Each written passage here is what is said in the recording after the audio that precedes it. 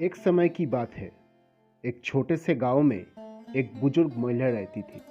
उनका नाम रीता था। रीता बहुत ही दयालु और सहानुभूतिपूर्ण थी। वो बहुत गरीब थी, लेकिन उनकी गरीबी उनके स्नेह और दया को कभी कम नहीं कर सकी।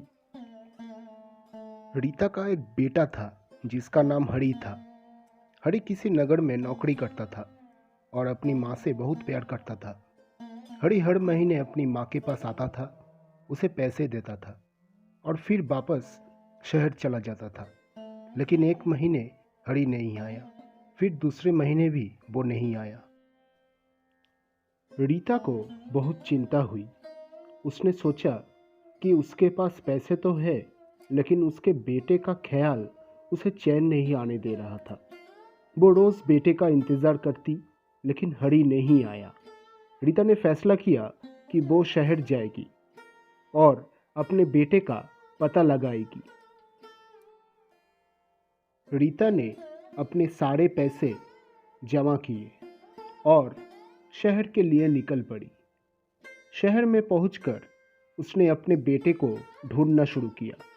दिनों बीत गए, लेकिन वो अपने बेटे का पता नहीं लगा सकी। उसके पास पैसे भी खत्म हो गए थे। रीता की चिंता बढ़ गई, लेकिन उसने हार नहीं मानी। एक दिन वो एक दुकान के सामने बैठी थी और रो रही थी। दुकानदार ने उसे देखा और उसके दुख का कारण पूछा। रीता ने अपनी कहानी सुनाई। दुकानदार ने उसे अपने बेटे के बारे में बताया।